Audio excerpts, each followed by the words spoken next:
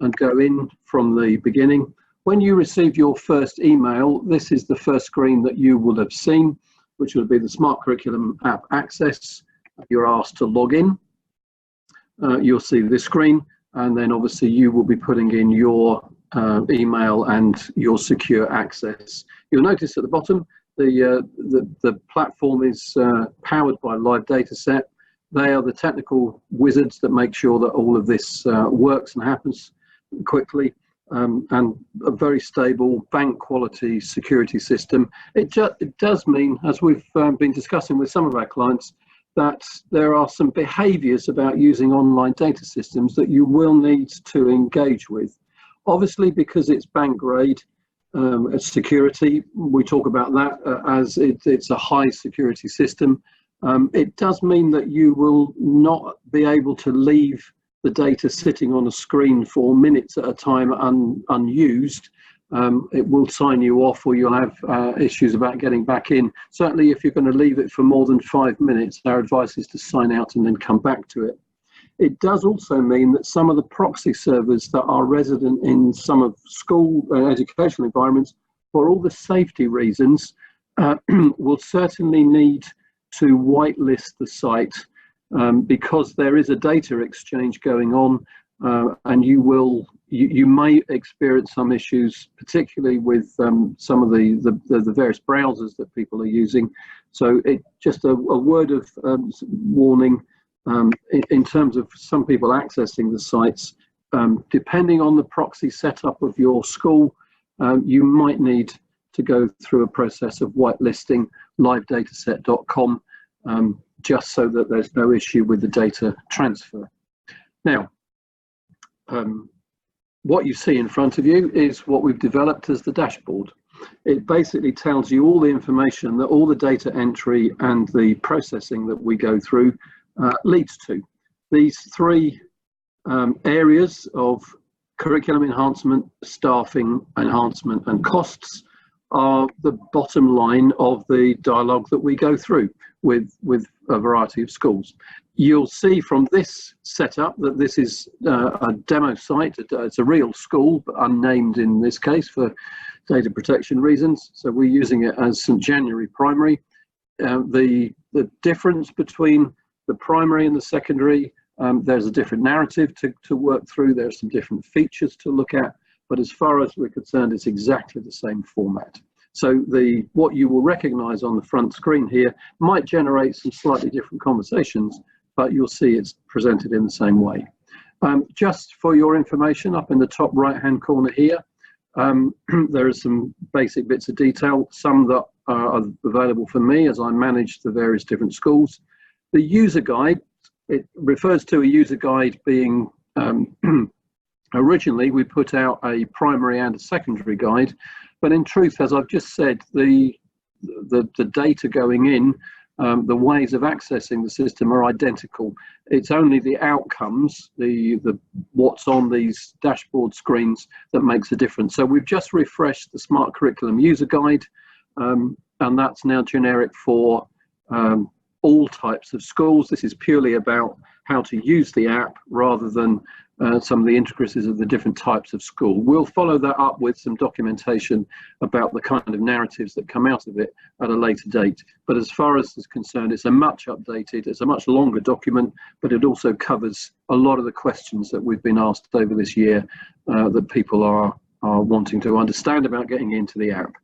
So let's just have a quick look at some of the basic detail. The first place that you will have been required to go to will be the data entry screen. In the data entry screen, I'm just going to touch on a few details just to work through. The user permissions card, as we see it here, takes you to background data, which allows you to enter a number of people in your institution to be able to access the app. There are 4 access levels. I'm just going to add myself in here, although I am already on the system.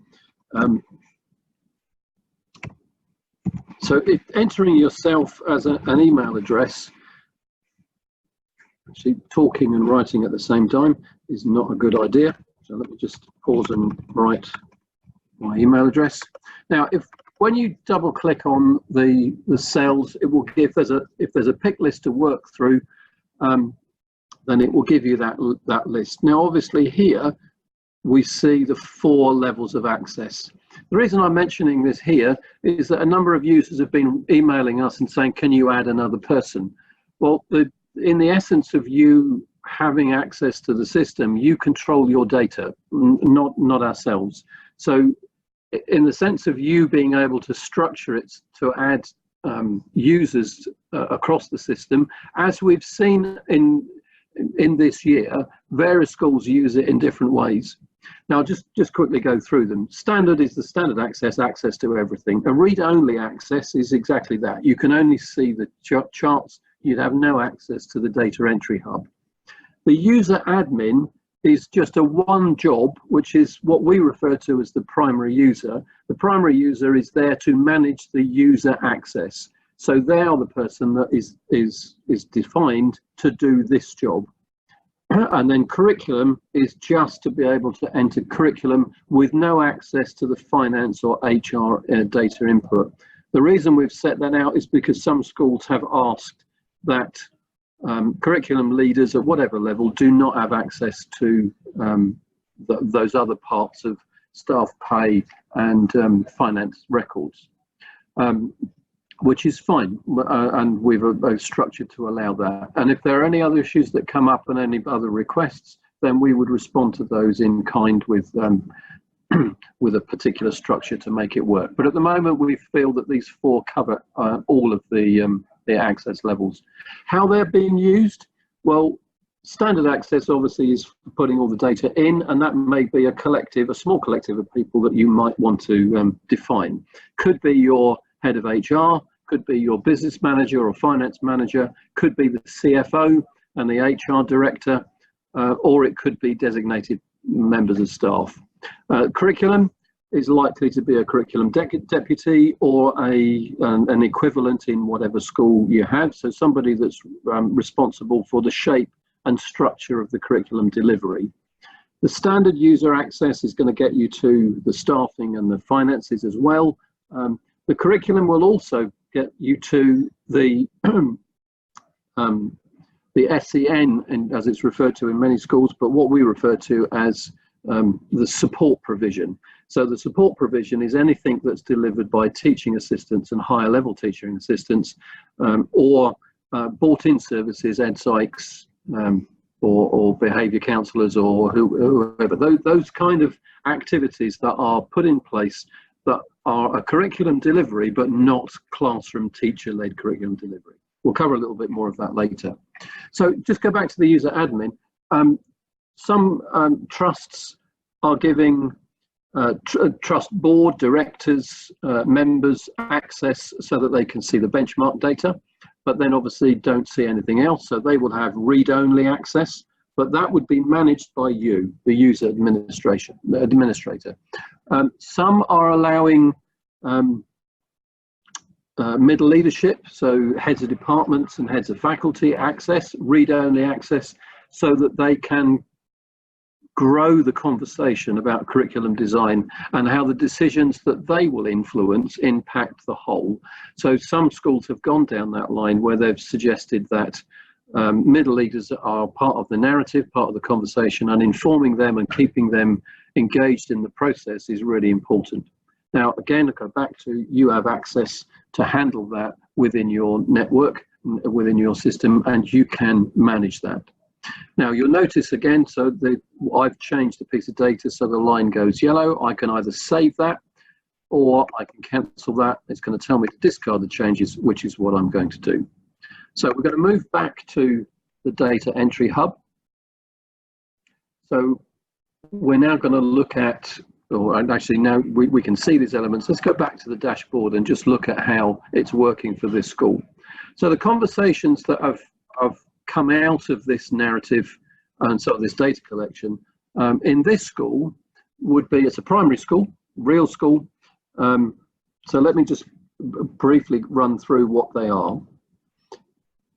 The understanding is that the funding that you receive from the education department provides a level of education. A contact ratio which is understood in our country, certainly if we talk about forms of entry for a primary school or a secondary school, that's understood to be units of 30 children. The calculations done within the app are all based on 27 as an average allocation across a year group, a set of classes within a year group, whether that's a primary year, Key Stage 1, Key Stage 2, or whether that's a secondary school, Key Stage 3 or Key Stage 4, or moving into post-16 education, Key Stage 5. There are some differences. Obviously, if your school has a nursery, which this one does, there will be some implications of contact ratio, the level of training of the staff, whether they're teachers or non-teachers, the number of, or rather what's considered to be a full-time equivalent, because state funding provides for a half day of education in the nursery sector.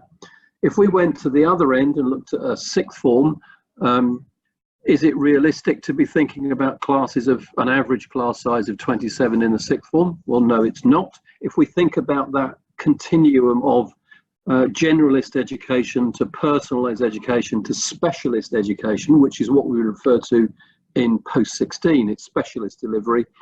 The average class size in the latest documentation, which is a little old now, 3 or 4 years old, would suggest that the average is around 17.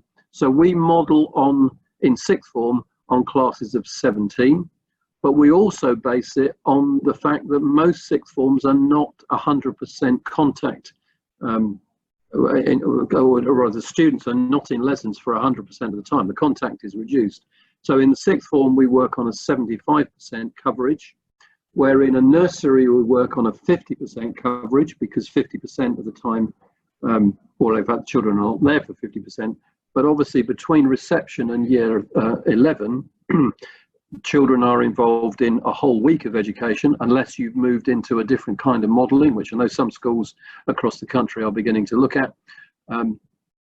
What does this chart tell us? Because this says 19%, and then there's a profile of curriculum here.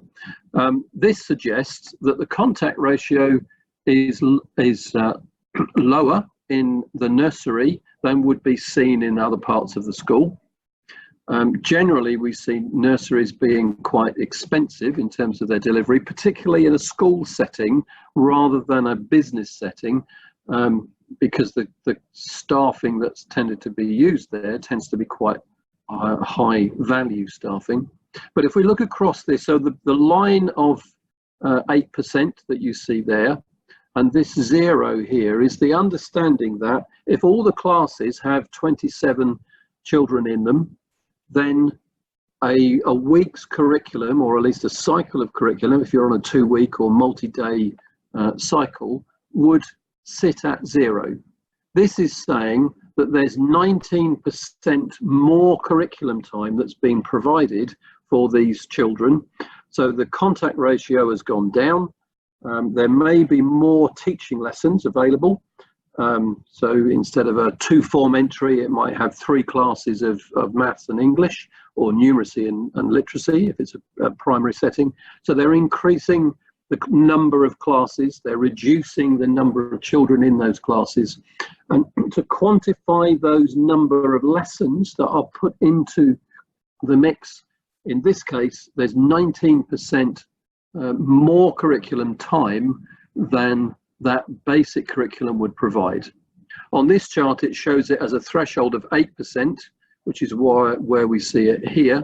That 8% is that extra bit of curriculum. So what is going on with the year 5? Well, there are 2 things. There could either be an enlarged curriculum, or there are less pupils against the pan. So it's been built for a number of children, but then less children have turned up to fill those classes.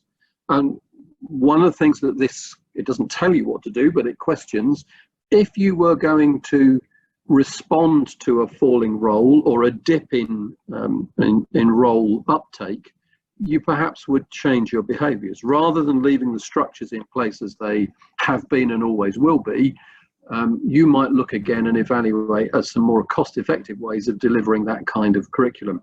As many village schools and small half-form entry primary schools and a number of secondary schools are getting into now, if they're in falling role situations, they will struggle if they don't respond to that change in the number of pupils. Now, in this case, let's have a look at what's going on. So if I go to look at the curriculum, I want to look at particularly year 5. So I'm going to head towards the year 5 model and see. Now we notice here, this is a 60 student intake. There are 45 pupils in the year. Now, the question would be, if there are 15 spaces in this year, would I reduce the number of classes here? Well, probably not, because I certainly wouldn't be teaching one class of 45. Having 2 classes of 22 and 23 obviously is slightly more expensive. The average class size you can see here is 22.5. The number of spaces in this year group are 15 against the PAN. Would I change the structure? Only if that was going on in multiple year groups, and it might be that we'd look at, perhaps if it was 2-form entry, we'd have 1 year 5 class, 1 year 6 class, and 1 year 5-6 class, which would allow me to spread the numbers, and I can reduce 1 class from that process. Is that educationally beneficial? Well, in some circumstances, it's been done to great effect. Now, if I move on to a secondary model,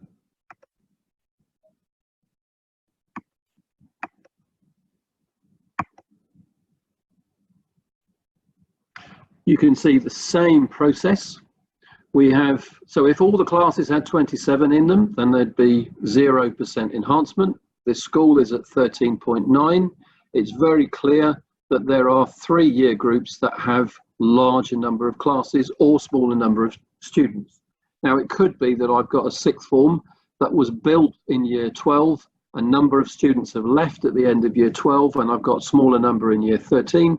But again, we've committed to courses, but I'm not looking at changing the structure. Well, I haven't in this case. That has been continued with, and you know, we can make judgments about whether that's right or wrong, but it's just a simple fact. It is an enhanced curriculum for those students. Clearly, in this school, you would describe this as a 3-year Key Stage 3, a 2-year Key Stage 4, because these inflated numbers of classes here are typically what we find in option systems that are focused on encouraging children to do subjects that they've chosen. Now, that's a deeper conversation to be had about how that process goes through. You can see the average class sizes down here, 22, 19.7, 19.7 and 22.1. These classes have an average of 20.8. There are 34 programs, and this is a 6th form entry school, 180 students, 6th form entry. And if I look at my core teaching here, it's a 6th form entry school, probably delivered in 2 half-year bands, and they've put 8 classes on. So there is a number of issues to deal with, 1 being the options, 2 being the class sizes of these courses, because they're at 22.1 as well, well below the 27. And we know the evidence would suggest that having smaller class sizes isn't necessarily going to get greater results. Our message is that if you were more efficient, and we looked at the efficiency of the curriculum, we could be releasing capital to invest in other programs and other structures. This is a real school, not going to name it for obvious reasons. They also had, I have to say, this is an outstanding school. The reason that we were in conversation with them was because they were concerned about the budget forecast for the future. They want to stay outstanding. They want to stay cutting edge and moving things forward. You can see that they're offering Latin and Mandarin. There are 2 courses here within the English block. But the average class size for this little block here obviously drops to well below 20. And they were looking for some mechanisms by which they could maintain the Mandarin and the Latin delivery without this this very costly expression of its structure. You'll notice that on a 50-period cycle, they're using the extended day already. They've got 2 lessons in the extended day in each week. It's not an overly large options process, but it is larger than it could be. And obviously that leads us to a question. And then where does that leave us? Well, that leaves us with a question about how much does it cost to put that particular style of curriculum on. You've heard me describe that if you've been involved in anything that I've said with you. If you put in the budgets, so again, let's go back to data entry, going just to that little bit deeper. When we go into global parameters, you will have been taken through this process. If you're in the tool, we've got some structural details here, some very simple financial details. That the first 12 will be your income level, and then in your expenditure, I'll do this a little bit very quickly. So the total spent on teachers in this school is just over £5 million, a £40,000 cover budget, and 350,000 spent on employed support staff, and 1.5 million on admin and premises staff. Just a little note here, the way that they're expressed on a budget does mean that you might need to do some editing of that in what you put into the system. So cover supervisors, typically they're employed as support staff, but as their time is measured against curriculum, we would encourage you to put them in as unqualified teachers, and the amount of money you spend to be included in the teacher budget, because it is costing what it takes to put a class on, and that includes possible leave, possible cover that's required for training or unexpected absence. In terms of our lesson costs, we do in fact include not only the salaries, but the cover as well, because that's a real cost of putting a class on.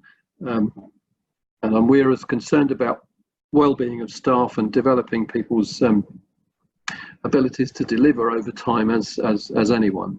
As far as the education support staff are concerned, that's only TAs and HLTAs, those involved in that provision. Everybody else would be in this other budget. And so let's go back to the start point. So with that budget set, we are able to then say, dashboard, not there. If you take that budget, we can then calculate a cost per lesson. Now that's cost per lesson per week per year. Now that cost in this case at £2,664 is slightly above the 2,000 or the 1,800, 2,000 range that we calculate as an average based on the data and the salary ranges and the standard teachers paying conditions document. All of that led together leads us to roughly £2,000 per hour per week for the year. Now, in terms of what that looks like, that means that every hour that goes onto the curriculum is costing this school £2,600. So if we were able to quantify the number of lessons of enhancement over that basic provision, so the 13.9% curriculum enhancement is actually costing £434,000. Based on that budget, based on the number of staff and the lessons that are planned, that's a per lesson cost. We can extrapolate back that if the curriculum is that much bigger than the funding is paying for as a baseline, then that bit of cost is £435,000. If we want to look at how that can be quantified, if we go into the curriculum section and we just have a look at this enhancement part. So the basic curriculum, this is on the premise that what's the right size of curriculum for the number of children that are in the school this year. In this school, it would be 2,355. A 3% enhancement would be 2,426, 71 periods over. 118 periods over would be 5%, 188 periods would be 8%. This school has planned 327 periods, so 327 multiplied by the £2,667 gets you to that figure. What we would propose is that if you work from the premise of that basic curriculum being your start point, then 188 periods in a 50 period cycle is basically 3.5 classes over the whole school. So 3.5 full 50 period timetables that you can add anywhere to the curriculum. Now, that might be that you want to add it to specific places. Now, that's a very different conversation to let's start cutting things. This is a question of what does the funding actually provide within the structure of the teachers' pay and conditions and the way that we pay teachers to teach lessons, the number of lessons that we want them to teach. Obviously, the more non-teaching periods we give them at £2,600 a lesson, that's time that we're not having them teaching. And clearly, if you go above the 10% PPA, as many secondary schools do particularly, if you were to multiply that single lesson by a staffing body of 70, which is not an untypical number of staff in a school of this type, that's £200,000 just to give every member of staff one non-teaching lesson. So if you add 2 lessons or 3 lessons or 4 lessons or 5 lessons, we quickly get to some very large figures. One school I worked with recently, when we did the lesson cost and extrapolated out to, it was roughly 70 members of staff, the actual non-teaching allocation over and above PPA that was given to every member of staff was costing the school £1.19 million.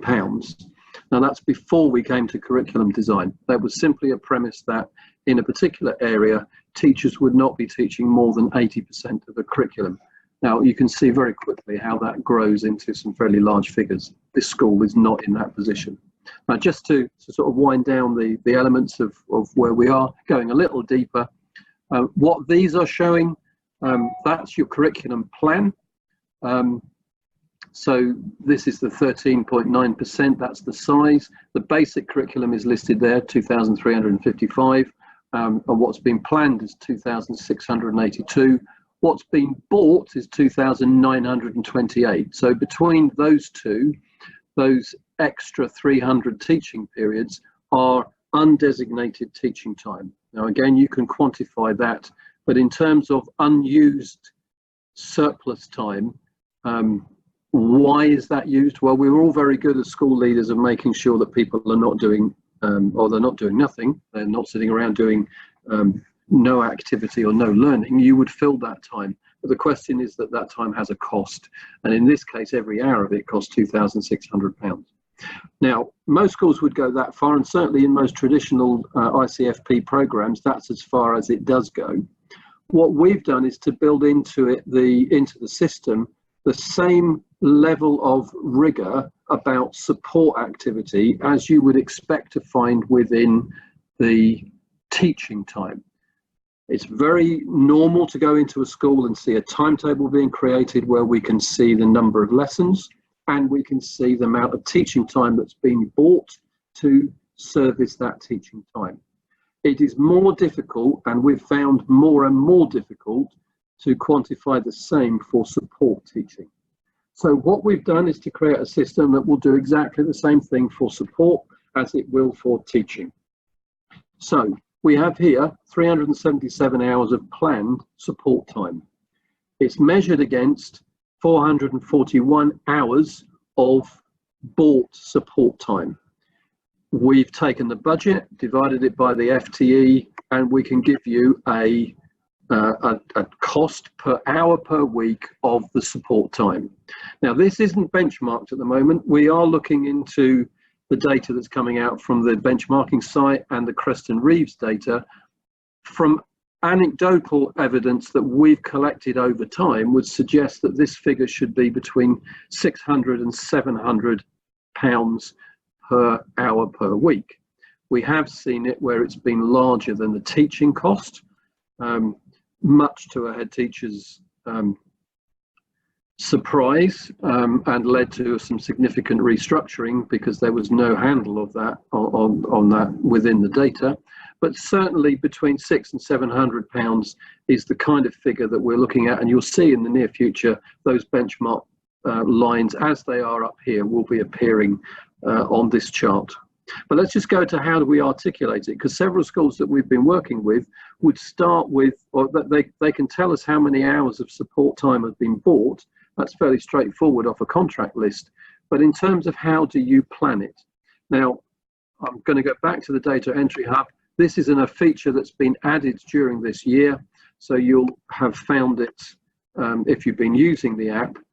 The two elements here, support provision and support structure, have been added to the card base for you to work through. I'm going to go into support provision first. So if you see here, this school have said, well, we only use TAs and HLTAs for two types of support. They would be either general in-class support, or it would be one-to-one. Now, in the same way that you will list subjects on the data hub, so you'll be used to in the curriculum provision, if you've done this process, you'll see the curriculum that's going to appear here. This one takes a little time to load. So the subjects have been described here. Now, in the same way, these can be considered as general support and one-to-one. The contact ratio here, our expectation is that that will be 1 to 27. Just as an aside, while I'm allowing this to go back, the 1 to 27 allows for your design and technology to be the 21 or whatever number you've settled on now. Without going into the depth of that conversation, the average across a year group allows that to be included. So you can have classes of 28, 29, and you can have your DT, a small number of lessons, at 21 or so. Now, so what I'm just illustrating here is that we're used to describing the subject names. Well, if you consider these subject names in the same way, and in this case, there will be some variation in the contact ratio. So the number of pupils that you expect to be delivered to during 1 hour of this type of support. So some schools have got great lists of them because they're using a variety of them. And again, we want to develop a narrative that proves that these are being effective in the same way that you would be teasing out with your subject leaders whether a particular subject is being effective in delivering the outcomes and results that we want. Now, I'm just going to go into support structure.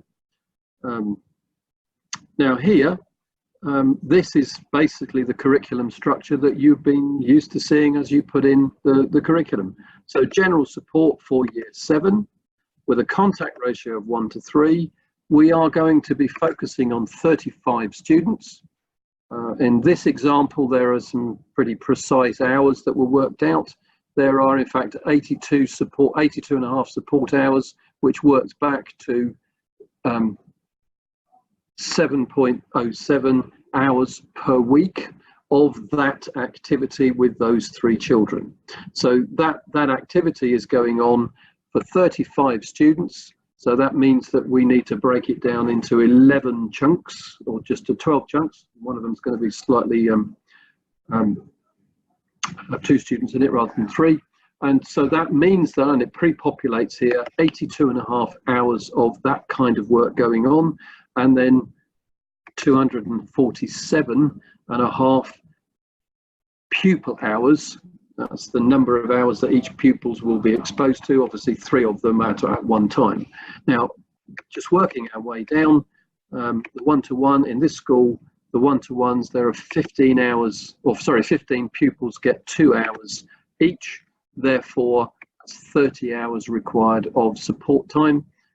15 pupils, 2 hours each, 30 hours. So that builds up into a provision for those students. Now, the number of total hours that are required for that is 441. If we just move into other parts of the app, we can then see that what's been entered, in this case, across this year group, the dark blue line at the top is the ALPU, the age-weighted pupil unit, or per pupil funding, the amount of money that each child attracts. We can see that in year 7, the teacher cost for that curriculum is £3,207.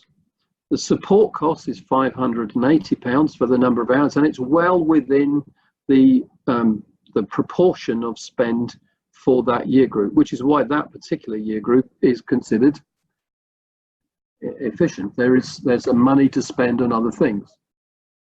When we move up to year 11, that larger curriculum would suggest that costs more. We need more units of teaching to deliver it. We're still below the ALPU, but it's costing us more. So one could say that we're using some money from this education to provide for this education. Certainly, that which is typical in most schools with a sixth form, it's very rare that the adage that the sixth form pays for the rest of the school. It might do in the sense that it attracts particular staff who want to teach, have a deeper knowledge of their subjects in particular subject knowledge. It is not the case that it is the cost of the teaching is less than the money that they attract. Because of the class sizes, it's more expensive to put on these sixth form classes than the unit elements of their funding provide. And in this case, particularly, we see between year 12 and year 13, because obviously in some of the older uncoupled curriculum where students would do an AS level and leave a class probably 50% populated, that's what made sixth forms more expensive. And in terms of if we were moving forward, there would be some conversations to be had about how sixth form delivery needs to change, perhaps in the future, to cope with the kind of funding pressures that are there. Certainly shouting for more funding is one resolve. The purpose of this smart curriculum process is that we've got more data and more narrative around strengthening that process. Now, in terms of going deeper, I've tried to take you a little bit further in.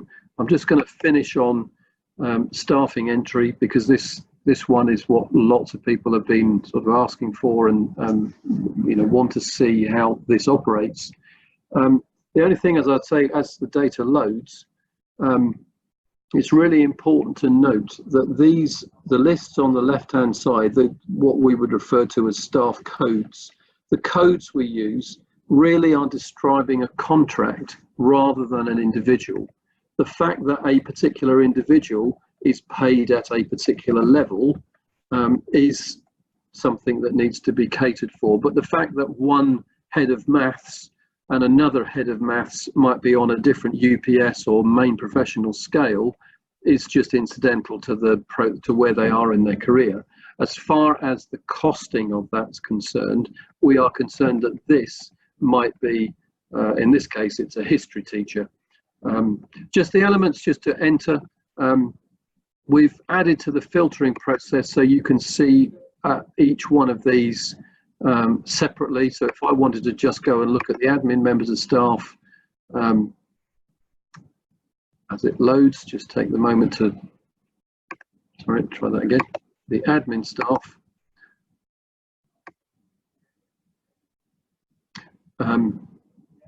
You'll notice that the filter has been applied at the top here. It wasn't there at the beginning of the year. When that filter shows, you'll notice that certain elements of the chart go grey. You can't actually edit these because that's just simply saying that those are the admin people. Or that's whatever the filter focus it is. I'm just going to put it back so that we're looking at all. Takes a moment to load because it's quite a lot of data. Just a few elements. Some people have found, or I've talked a lot about the automated allocated periods. I've just picked up here on the columns and pinned to the left, like you might have been used to using within your Excel sheet. We can now pin that auto-calculated number to the left-hand side, and if I'm just dealing with something particular that I want to work through quickly, I can see those figures on the left-hand side. I can also apply filters. So if I wanted to look at, let's have a look at the contract. So if I wanted to pick up permanent staff only, so I can pick up these are listed fields, so they will show the filtered list. So that's just going to load my permanent staff, and you can see another filter has appeared at the top here. Now I can work also through and say, well, I just want to look at my permanent leaders. Now, if I was going to just want to know how many people there are, well, the sum shows at the top here, so that's 8 people.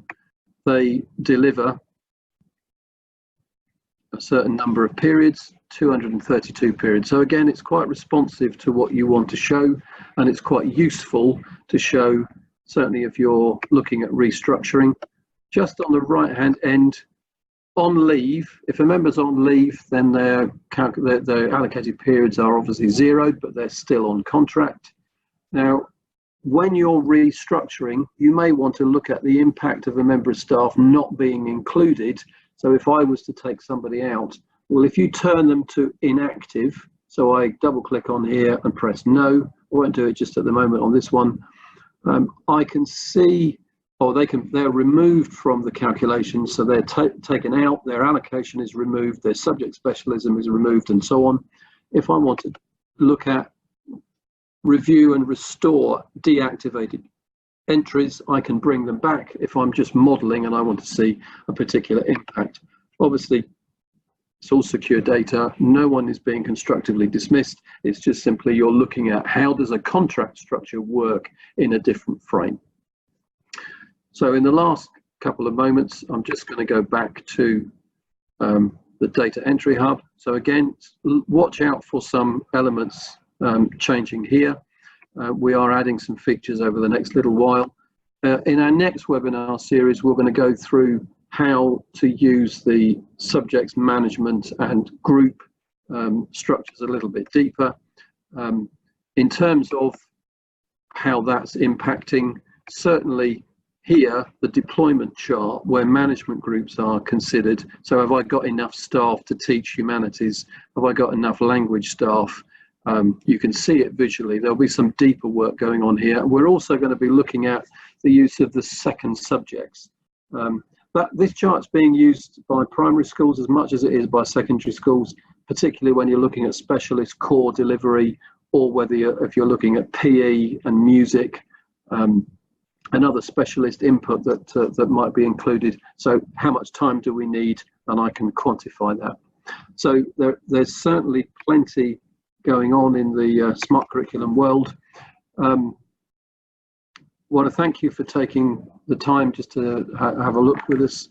On another occasion, we'll respond with chat, and certainly I encourage you to join with us in future webinars if you're able to. Can I just say we will email out to you as a response of being involved with the webinar today some summary. We'll resend the new user guide to you if you're engaged in the process, but we'll also include our new flyer which is advertising the process. We encourage you that obviously the cost of the app is what it is. To make it more cost effective and hopefully reduce the price in time, we need more people to be involved. If you can share it with some of your colleagues that you think this might be useful to, we would greatly appreciate it. Thank you for your time. See you again soon. Have a great summer. Bye-bye.